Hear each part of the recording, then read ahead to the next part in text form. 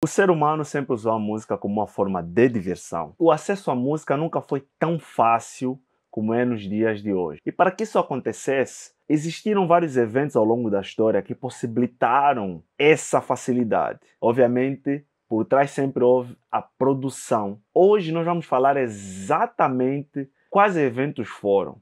E o tema deste vídeo hoje é a história geral da produção musical.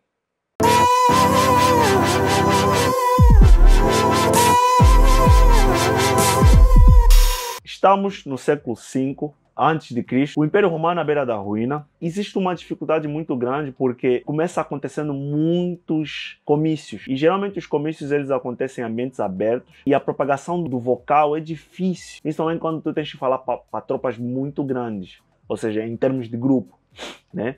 Então surge ali neste exato momento o primeiro registro que temos do que nós chamamos de megafone. E neste registro que temos é uma máscara com um cone, que é para a propagação do som. É fácil de fazer e reproduzir. Nesse exato momento é sanada um pequeno problema dos músicos. Só que ainda tínhamos um caminho muito grande para percorrer. E esse caminho leva a mais séculos à frente. Eu tenho um blog dentro do meu website, onde eu faço publicações sobre diversos assuntos. E também, pronto, se tu quiseres aprender mais sobre produção musical, eu tenho um e-book que ele está disponível também no meu website. E obviamente eu tenho as minhas produções, né? Tu podes entrar no meu Spotify, ver o meu perfil, pronto, salvares alguma música. Eu trabalho com música eletrônica, então você que gosta de fazer academia, gosta de uma balada de música eletrônica, estás no perfil certo, com a pessoa correta, né? Então, nesse meio termo, em termos tecnológicos, não houve muita mudança. O que houve foi a padronização da profissão do musicista. Então, o músico deixa de ser um mero comparável ao malabarista para uma profissão padronizada. Então passou-se a estudar músicas, então já sabia essas notas, do Dó, Ré, Mi, Fá, Sol, Lá, Si, Dó. Então você teve o acréscimo das partituras. Ela passou a ser um objeto de estudo. E esse intervalo entre o primeiro registro do megafone e a padronização da música levou-se até ao século XIX depois de Cristo. E no ano de 1857 surge um francês chamado Eduardo Léon de Martinville, que criou o que nós chamamos de fonoautógrafo. O fonoautógrafo, como o nome já diz, fonoautógrafo, ele apenas registrava as vibrações sonoras e não reproduzia som. Havia, basicamente, uma representação do eixo cartesiano, então você tinha uma senoide, e cada vez que o som entrava ali, vibrava, né? Vibrava e era registrada essas vibrações. Então, o fonoautógrafo ele foi um passo crucial para o que vinha depois. E a corrida agora era que criássemos a partir do fonoautógrafo uma forma da gente reproduzir esses sons. Só que existiam tantos cientistas a trabalhar ao mesmo tempo e nesse exato momento também nós tínhamos as telecomunicações a avançarem. Então descobre-se que existia uma forma de se comunicar à distância, no entanto precisava-se de desenvolver uma tecnologia que facilitasse as falas. Então é aí que surge, em 1876, dois cientistas que se juntaram, que é para criar o primeiro microfone, que era um dos elementos chaves para falar em eventos e gravações. Era o alemão Emil Berliner e o Alexander Graham Bell, sim, o criador do telefone. Basicamente, esse microfone ele era de carbono, né? e ele recebia ondas sonoras e transformava em impulsos eletromagnéticos. Só que ele só foi implementado na indústria da música a partir dos anos de 1900 para frente. Em 1877, um ano depois a descoberta do microfone, da criação do microfone, um cientista também muito conhecido chamado Thomas Edison, sim, aquele mesmo que é o criador da lâmpada, cria o fonógrafo. Diferente do fonoautógrafo, o fonógrafo não só recebia ondas sonoras, como também era possível reproduzi-las depois. Então, aqui é onde a humanidade começa a dar saltos, como deve ser. Muita gente confunde fonógrafo com o gramofone. O gramofone, ele basicamente foi criado 10 anos depois da criação do fonógrafo. Para ser exato, em 1887, pelo mesmo criador do microfone, o radicado americano, basicamente nascido na Alemanha, Emil Berliner. O gramofone é o pai dos vinis, né? Ali nós já estávamos num ponto onde já se gravava vinis e já podia-se ouvir vinis em casa. Então já começava a ter um pouquinho de acesso e mais facilidade às músicas. Neste momento da história, estão criados todos os elementos bases para uma gravação. Então já começamos a falar em estúdios de captação. Porque você já tem um microfone, você já tem um elemento de captação, ou seja, de registro de ondas sonoras, e você já tem um elemento que também reproduz posteriormente, que é o gramofone. Só que eu quero que você preste atenção num detalhe. Nós temos essa música aqui nos anos de 1955 a 1957 da Leni Eversong, uma brasileira.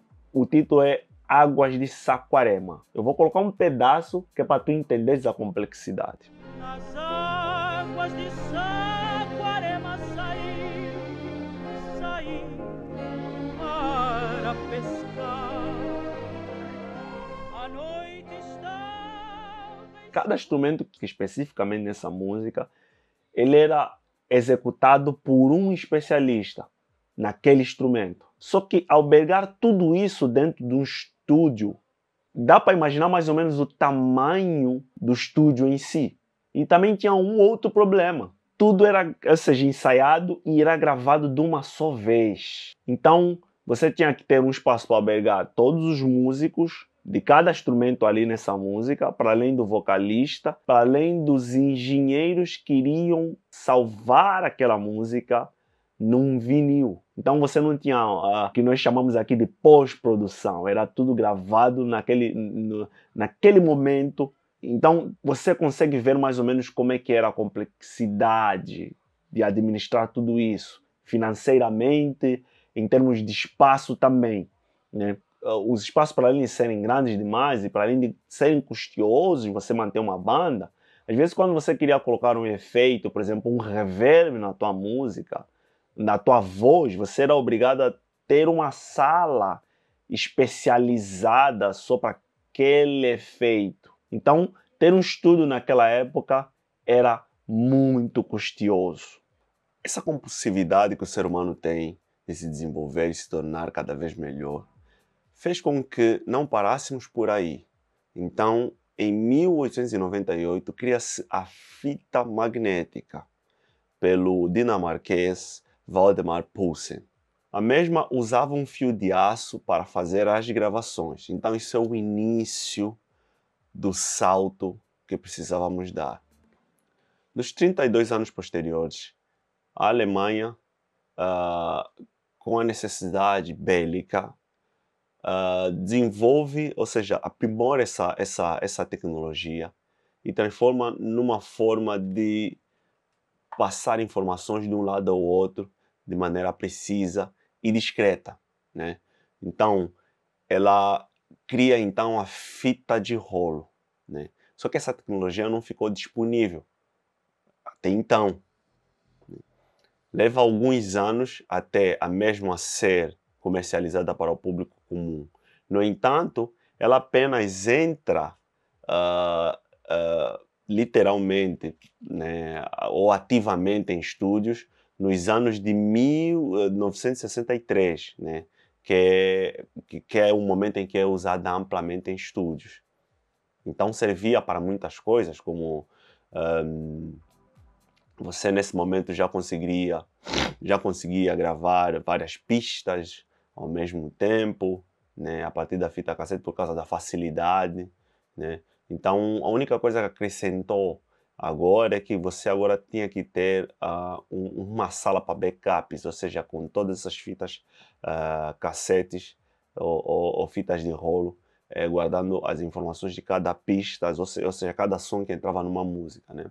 Então possibilitou também o início das DAWs, né, que vamos falar posteriormente.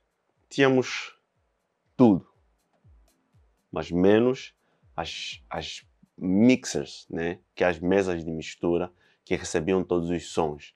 Precisava-se de melhorar o controle sobre o som numa música, todos os sons numa música. Então cria-se, mas não com esse objetivo, a primeira mesa mixer, ou seja, mas com o objetivo de que nos anos de 1910 você já tinha as gravações de vídeo, você já tinha vídeos, só que havia a necessidade de você sincronizar o som com, com o vídeo, né? Então é assim que Leon Goumand cria a primeira mixer para o maior cinema da Europa nessa época, né? Então é nesse momento onde os estúdios mudam drasticamente. Obviamente, inicialmente as mixers ou as mesas de mistura que nós temos em estúdio levaram algum tempo até serem adaptadas para esse objetivo, né? Nesse quesito, a Segunda Guerra Mundial ela foi muito necessária para o desenvolvimento da indústria da música como é hoje, né? Então foi nela, em 1930, que é introduzido o primeiro computador que posteriormente transforma totalmente a indústria de maneira geral, não só a indústria da música, mas também como muda totalmente a indústria do entretenimento como um todo, né? Então,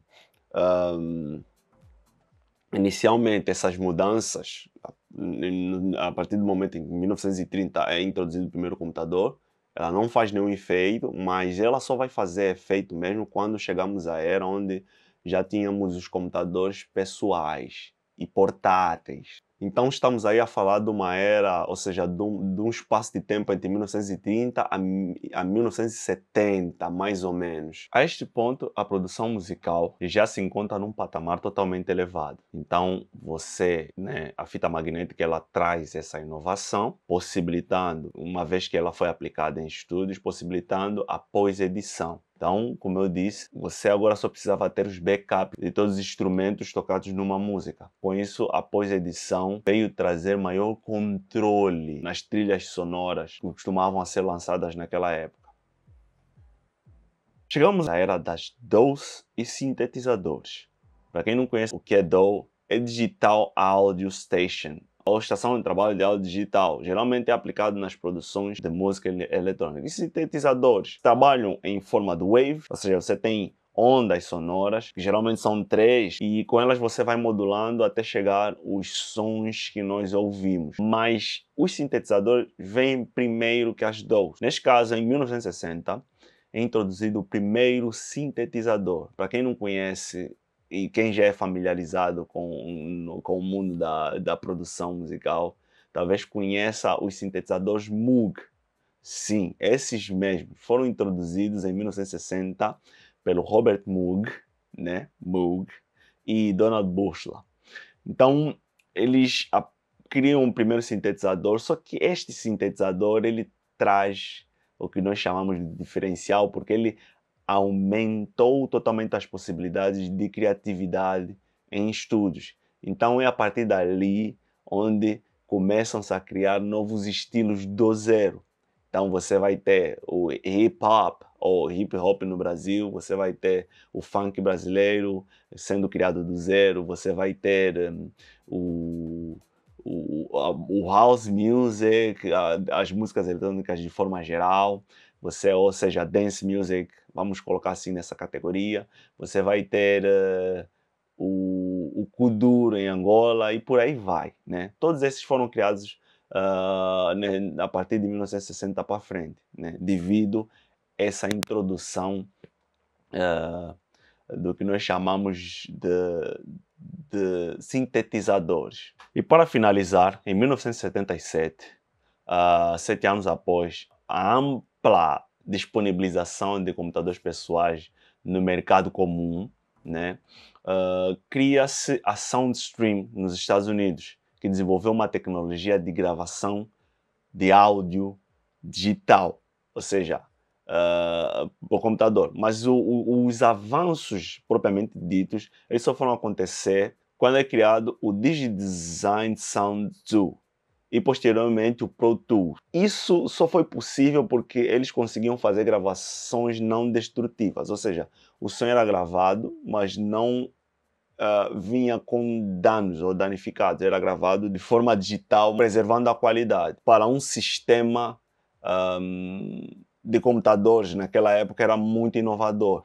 Então isso muda totalmente a dinâmica da produção musical, porque agora você só precisava de discos rígidos para fazer os backups.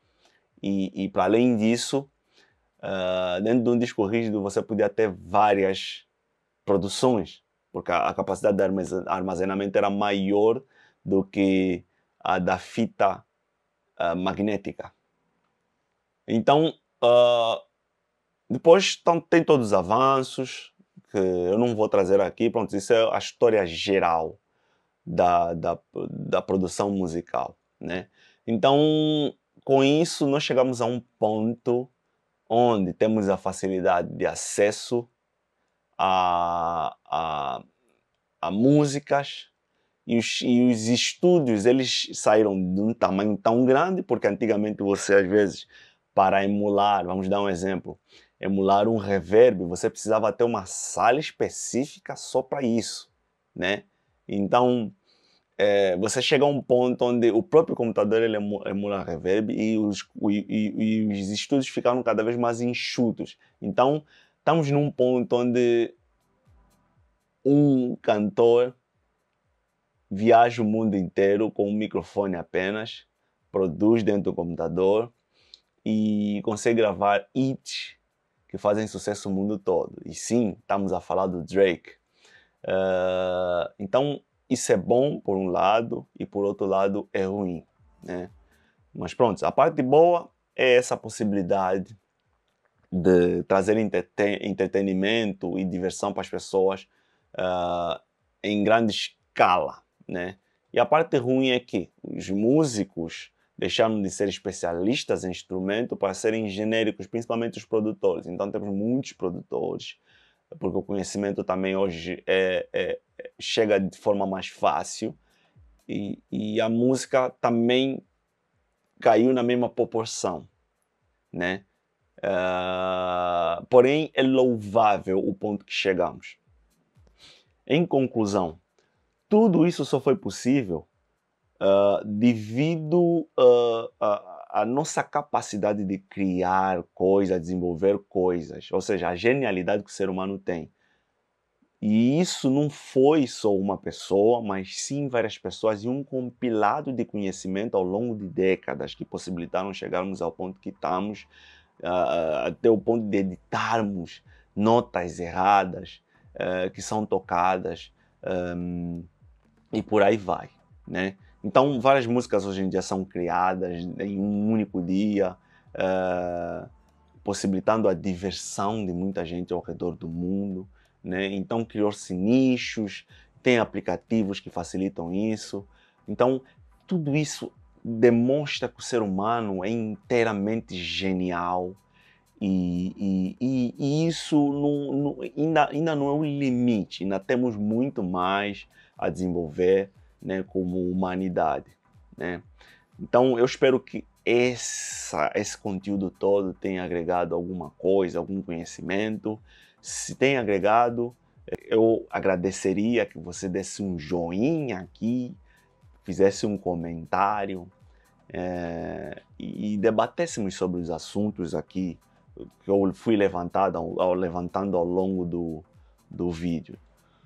Toda e qualquer informação aqui citada, ela é embasada em pesquisa, né? E todos os links vão estar disponíveis aqui na minha bio.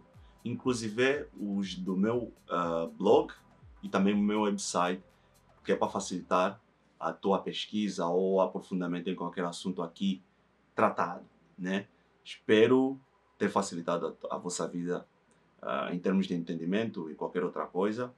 E vocês não hesitem em mandar mensagem nas minhas redes sociais ou pelo meu site iamsugarbuzz.com ou iamsugarbus.com. Abraços!